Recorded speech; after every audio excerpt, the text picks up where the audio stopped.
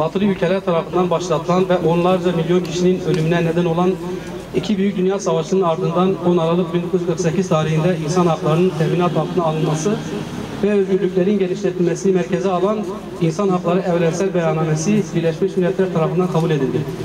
Beyannamenin 1. maddesinde şöyle der: bütün insanlar hür, haysiyet ve hakları bakımından eşit doğarlar demektedir.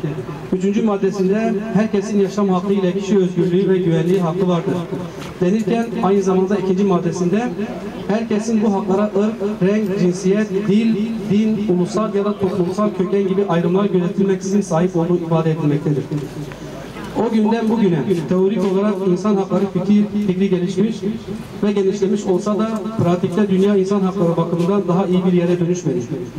Bu ilkelerin hiçbiri bugüne kadar ne Arakan'da, ne Doğu Türkistan'da, ne Irak'ta, ne Afganistan'da, ne Bosna'da ve de dünyanın diğer yerlerinde zulümleri bitirmeye yarayabildi.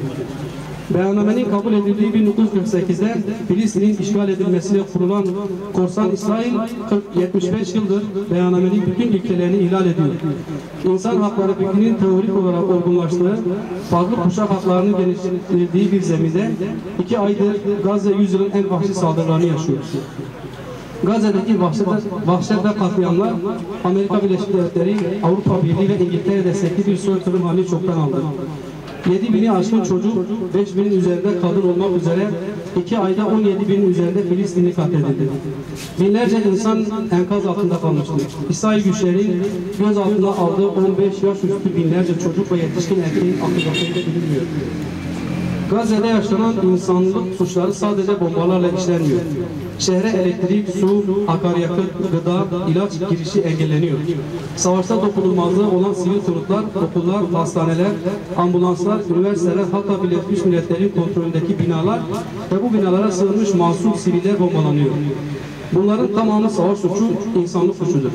Gazze'deki soykırım başta Birleşmiş Milletler ve uluslararası toplum olmak üzere dünyanın gözleri önünde yaşanıyor ve evet, bugün Dünya İnsan Hakları Günü ama insan hakları yok.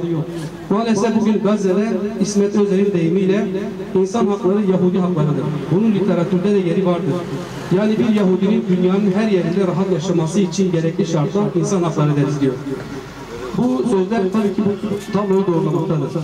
Üstelik bu soykırım tablosu Birleşmiş Milletler Güvenlik Kurulu'nun veto ayrıcalığına sahip olan Amerika Birleşik Devletleri, Fransa, İngiltere ve bu ülkenin açık desteği ile yapılıyor. İsrail Güvenlik Konseyi'nin 24 farklı kararını hiçe sayarken de bu ülkelerin desteğine ve sömürü düzeninden kalma Birleşmiş Milletler'in beşli yapısına güveniyor. Evet, bugün insan hakları günü. Bırakın güvenlik, barınma, eğitim, seyahat, sağlık ve daha birçok temel hakları korumayı Birleşmiş Milletler'in insan hakları hiyerarşisinin en başında gelen yaşam hakkını bile temin edemediği bir zemin ve zamanda kelimenin tam anlamıyla ironik bir gün. Gasıpların, katillerin, sömürgecilerin kurallarını belirlediği bir dünyada insan hakları nasıl mümkün olabilir?